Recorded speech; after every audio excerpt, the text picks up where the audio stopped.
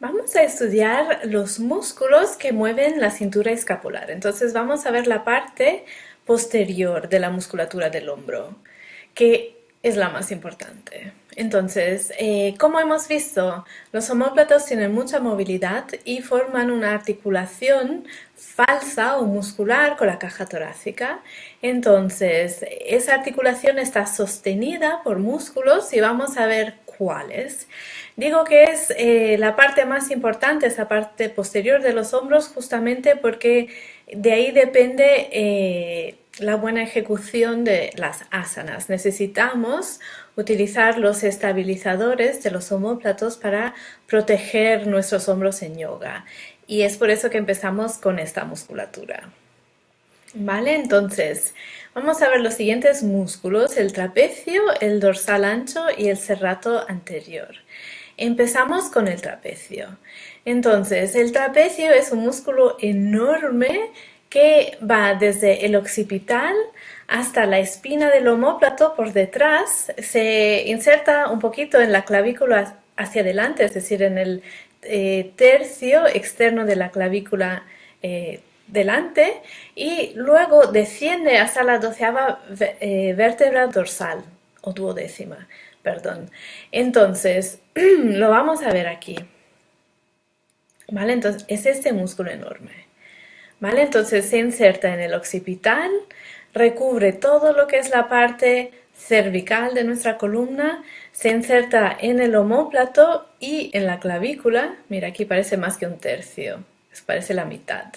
En la clavícula externa, luego se inserta en la espina del omóplato y desciende hasta la duodécima vértebra dorsal, es decir, hasta el final de la caja torácica, hasta el punto de transición entre dorsales y lumbares, ¿ok?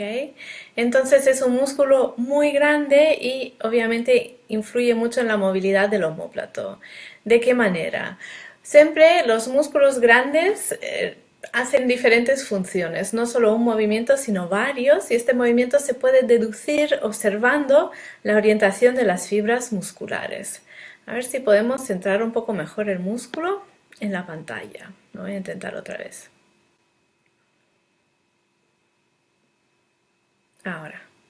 ¿Vale? Entonces podemos observar cómo las fibras musculares van diagonalmente desde arriba abajo, es decir, se mueven de dentro hacia afuera y de arriba abajo en la porción superior del trapecio. Eso significa que la parte de las cervicales y de los hombros que están influenciadas por el trapecio, pues este músculo cuando se tensa sube los hombros, acerca los dos extremos musculares, ¿vale? Por lo tanto sube los hombros. Y esta porción del músculo es la que sobresolicitamos en nuestro día a día. ¿Por qué?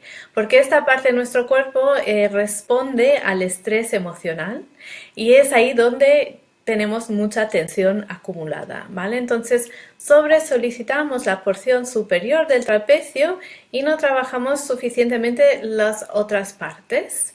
Vemos que hay una porción media del trapecio, aquí las fibras son más horizontales, y esta porción media del trapecio es la que junta los omóplatos entre sí, trabaja sinérgicamente con los romboides para aducir los omóplatos o para juntar el borde interno de los omóplatos. Entonces, cada vez que realizamos el movimiento de aducción de los omóplatos, estamos también solicitando la parte media de nuestro trapecio. Luego tenemos la porción inferior del trapecio, que parece ser su porción más grande, y esta porción trabaja cuando descendemos los omóplatos. Entonces, el trapecio inferior desciende los omóplatos y también asiste el movimiento de campaneo, déjame pensar, de campaneo externo. Al elevar los brazos hacia arriba, el trapecio trabaja para bajar los omóplatos y también con la acción combinada entre su porción superior e inferior acompaña el movimiento de rotación externa del omóplato. ¿Vale? Entonces, para no sobresolicitar la porción superior del trapecio, ¿qué hacemos? bajamos los omóplatos. Siempre que descendemos los omóplatos y los bajamos lejos del occipital, estamos solicitando las fibras inferiores del trapecio y esto conlleva una relajación de las fibras superiores, ¿vale? Entonces, aprender a bajar bien los omóplatos en yoga ayuda a relajar el cuello. Y una cosa que tenemos que evitar hacer excesivamente es juntar los omóplatos. Muchos, cuando bajamos los omóplatos, tendemos a juntarlos entre sí y esto no ayuda nuestras cervicales. Tenemos que aprender a bajar los omóplatos, mantenerlos y mantenerlos separados en la medida justa para que queden en su porción correcta en nuestra espalda, ¿vale? Si pinzamos los omóplatos, creamos tensiones que no son necesarias. Y no sé si lo habéis observado en otras personas, pero yo veo que es muy común retraer los omóplatos en exceso hasta el punto que luego los omóplatos pierden movilidad, no realizan correctamente el movimiento de campaneo externo, porque la persona cuando levanta el brazo no sabe hacerlo sin mantener, o sea, levanta el brazo manteniendo los omóplatos juntos y les cuesta más dejar que el omóplato haga el movimiento de campaneo externo. ¿Vale? Entonces, importante que los omóplatos tengan su movilidad y en referente al trapecio que aprendamos a utilizar su porción inferior para descargar su porción superior. Una postura que a mí me encanta para descargar la tensión en la parte alta del trapecio es el delfín, que normalmente se practica como preparación para invertidas sobre los antebrazos. En la postura del delfín, justamente solicitamos los músculos que estabilizan el omóplato, evitamos juntar los omóplatos, lo cual nos brinda amplio espacio para el cuello y relaja muchísimo la musculatura del trapecio superior. Vale, vamos a seguir. Entonces, repaso. La porción superior del trapecio permite la extensión del cuello y también eleva los omóplatos. La porción media retrae los omóplatos hacia el centro de la espalda y la porción inferior deprime o baja los omóplatos, y es esta la parte que queremos solicitar porque es la que menos usamos. Entonces, el dorsal ancho. Ahora, el dorsal ancho, como su nombre indica, es el músculo más ancho de nuestra espalda, es muy grande también, y la curiosidad anatómica que tiene es que junta el brazo con la espalda baja y el sacro. Realmente crea una unión entre las dos cinturas, la cintura escapular y la cintura pélvica, ¿vale? Entonces, eso vincula el movimiento del brazo con la posición de la pelvis, ¿vale? Origina en el sacro, cubre todas las vértebras lumbares, como podemos ver aquí, cubre una porción de vértebras dorsales y viene a insertarse en la parte anterior del húmero. Y eso hace sí que es un músculo que se contrae, es decir, lo contraemos cuando hacemos un movimiento, una brazada de natación, ¿vale? Entonces, no soy nadadora, no sé cómo se llaman los términos, pero es el músculo que hace sí que usemos el brazo como un remo. Se contrae cuando el brazo se mueve en extensión, se mueve para atrás. Las fibras musculares se acercan entre sí, ¿vale? Y por lo tanto lleva el brazo para atrás. Y el dorsal ancho, de hecho, es muy ancho en nadadores y es por esa razón, porque lo usan mucho. Aquí tenemos el músculo, lo podemos ver más claramente, entonces vemos que recubre una porción importante de nuestra espalda, se inserta firmemente en el sacro, también en el ilíaco y después en la parte anterior del húmero. Entonces, cuando la espalda está fija, el músculo lleva el brazo hacia atrás en extensión del hombro, y cuando el brazo es fijo y contraemos el músculo, ese mismo músculo lleva las lumbares, el sacro, hacia adelante. Un ejemplo de esto es en la postura de la cobra o incluso en la postura de la esfinge, que es un poco más cómoda para explorar, pero en la esfinge fijamos los brazos en el suelo y elevamos el pecho ¿vale? Y la espalda baja se contrae. Parte de ese movimiento nos viene dado por el dorsal ancho, que cuando mantenemos el brazo firmemente plantado en el suelo y elevamos el pecho, es gracias a la contracción de este músculo, ¿vale? Entonces, espero que puedas visualizar la acción de ese músculo en tu cuerpo y te animo a que juegues con movimientos para explorar este músculo. Una postura de yoga también en la que incide el dorsal ancho es Parsvakonasana. De hecho, el dorsal ancho, por su implicación con las dos cinturas, pélvica y escapular, limita el movimiento del brazo en flexión. Entonces, este movimiento a mí me gusta porque, o esa postura me gusta porque es una manera de elongar el músculo dorsal ancho. Y es una manera de preparar el cuerpo para hacer posturas de extensión como Urdhva Dhanurasana, en la que realmente necesitamos una buena flexibilidad de ese músculo, si no, él mismo va a limitar nuestro rango de movimiento del hombro en la postura. Entonces, el dorsal ancho es extensor del hombro. Por lo tanto, si necesitamos flexionar el hombro, como cuando realizamos Urdhva Dhanurasana, por ejemplo, necesitamos que el dorsal ancho pueda estirarse, ¿vale? Y esta posición, esta postura, encuentro que es un buen estiramiento para el dorsal ancho en preparación para liberar la cintura escapular. ¿Vale? El siguiente músculo que vamos a ver se llama serrato anterior. Este es el más importante estabilizador del omóplato. Entonces, es el músculo que realmente mantiene los omóplatos pegados a la caja torácica y por lo tanto es evidente cuando lo estamos activando, cuando el músculo se contrae y mantiene los omóplatos integrados en el dorso o cuando no lo estamos utilizando lo suficiente. Aquí tenemos nuestro serrato y lo vemos primero desde atrás.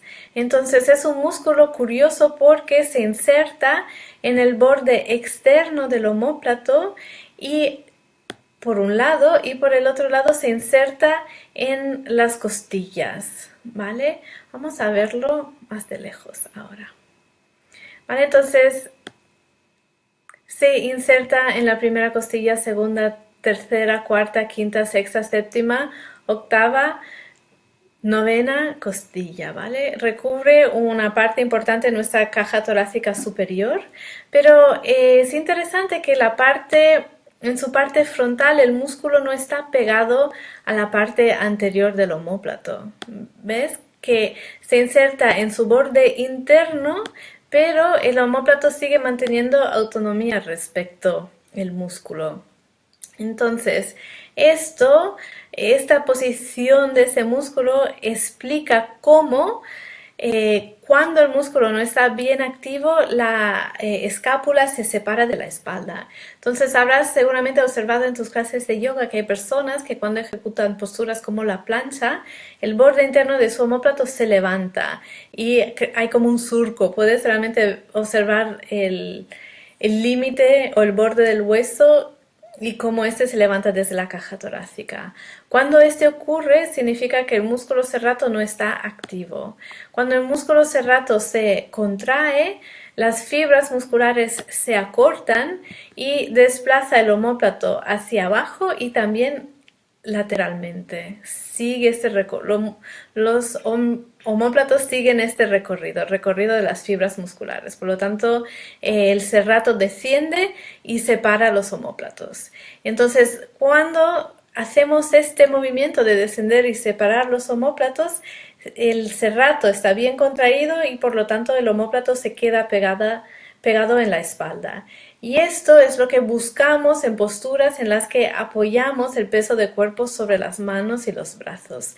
Necesitamos mantener los omóplatos pegados a la espalda porque es a través de esta acción muscular, es decir, el peso lo queremos repartir sobre los omóplatos y no sobre solicitar el trapecio superior o el manguito rotador, que son justamente los músculos que intervienen si no sabemos activar el serrato correctamente. Entonces, para posturas que requieren equilibrio sobre los brazos, necesitamos saber encontrar y activar nuestro serrato.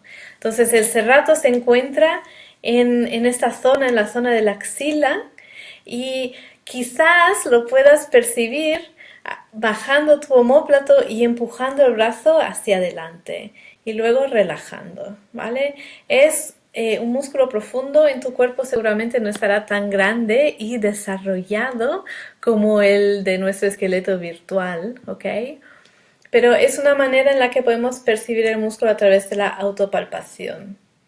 Otra manera de percibir el músculo que a mí me gusta, me voy a poner ahora en pantalla completa para que me veas bien, es a través de este movimiento. Mantengo los pulgares girados hacia abajo, abro los brazos en cruz e intento no llevar los brazos detrás de mi tronco, los mantengo un poquito hacia adelante. Entonces empujo mis pulgares hacia abajo, los empujo hacia abajo, los empujo hacia abajo, ¿vale? Hasta notar una activación en esta zona del serrato y en la parte inferior de los omóplatos, ¿vale? Entonces esto me indica que estoy realizando correctamente la activación de mi serrato. Los omóplatos descienden, se separan, no tanto como para hacer un gato y arquear la espalda, pero lo suficiente para que los omóplatos se mantengan firmes en mi espalda. ¿Vale?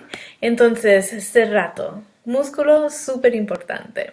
¿Vale? Aquí es una postura en la que usamos el serrato un montón. Aquí ya notamos como la columna está en flexión, el omóplato está en abducción, completamente separado de la columna, y además el hombro sigue estando lejos de la oreja. Muchas veces cuando no tenemos fuerza en el serrato y intentamos hacer posturas que requieren que el serrato esté bien fuerte, que nos aguante, lo que tenemos que hacer es solicitar el trapecio superior. Es el que interviene en cuando nuestro serrato no está bien concienciado y coordinado o fuerte.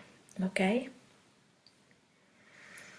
Vale, el siguiente grupo muscular que vamos a ver es el manguito rotador, y es el que paga la factura cuando no utilizamos correctamente el serrato, la porción inferior del trapecio y el dorsal ancho, ¿vale? Entonces, esos tres músculos que hemos cubierto en esta presentación son estabilizadores del omóplato, y su función es mantener el omóplato en descenso hacia abajo y mantener los omóplatos bien integrados en nuestra espalda, para que cuando movamos los brazos realmente la fuerza y la estabilidad de nuestra cintura escapular venga de ellos, que son músculos grandes y pueden aguantar cualquier tipo de reto que queramos ponerles. Entonces, cuando esos músculos no están bien coordinados, el manguito rotador pasa factura. Entonces, el manguito rotador es un grupo de músculos pequeñitos, son músculos que estabilizan la cabeza del húmero, mantienen la cabeza del húmero integrada con la fosa glenoidea del omóplato. Pero no son suficientemente fuertes para suplir la falta de coordinación de estos últimos músculos, que son mucho más amplios y fuertes. Entonces, el manguito rotador se llaman redondo mayor, menor, infraespinoso, supraespinoso y subescapular. Entonces, el manguito rotador, cuando se lesiona, normalmente se produce en el manguito rotador una tendinitis. Lo más común es que se inflame el supraespinoso. Ahora te voy a mostrar el porqué. Pero bueno, repasando, la tendinitis, ¿qué es? Es una inflamación del tendón muscular y es causado por realizar movimientos repetitivos o por no repartir bien la carga mecánica, la fuerza de nuestros movimientos en la musculatura adecuada.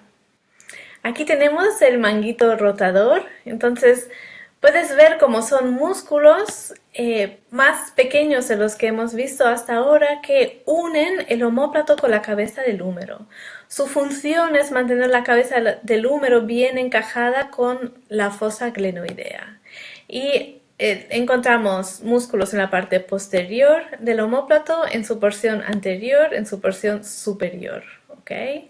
El manguito rotador que se inflama con más frecuencia es el supraespinoso, que es este de aquí, y se inflama por su posición. Tiene que pasar justo aquí debajo del acromio de nuestro omóplato, y ese espacio es muy reducido, por lo tanto, a menudo el músculo y su tendón se rozan contra el hueso creando inflamación.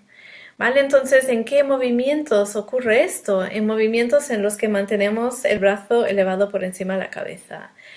¿Vale? Cuando elevamos el brazo, cuando movemos el húmero, este espacio se achica aún más y si no tenemos una buena colocación del omóplato, es decir, si el omóplato no está bien bajado, y si a lo contrario lo mantenemos en una mala posición con los hombros hacia adelante y además elevamos el brazo, es más fácil que este músculo se roce con el acromión y cree una tendinitis. Esto en yoga lo notaríamos al realizar viñasas, porque cada vez que vamos a hacer una Adho Mukha, el movimiento que hacemos con el brazo nos molestaría.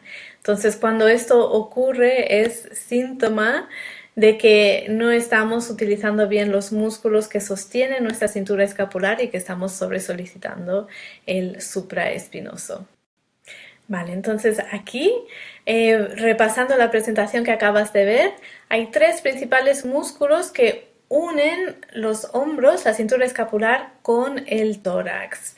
En yoga activamos estos músculos cuando cuidamos el alineamiento y la acción al realizar las posturas de yoga, es decir, cuando mantenemos los omóplatos hacia abajo y cuando evitamos juntarlos excesivamente, ¿vale? Es decir, bajamos los omóplatos y los abducimos ligeramente. Esto hace sí que esos tres músculos se activen para sostener nuestra cintura escapular. El manguito rotador es un grupo de músculos que se lesiona cuando no usamos los músculos estabilizadores correctamente. Entonces, para mejorar una molestia, una lesión de hombros, tenemos que reaprender cómo utilizar nuestra cintura escapular en la práctica del yoga. Te dejo aquí las preguntas de repaso y te espero en la sección de comentarios abajo.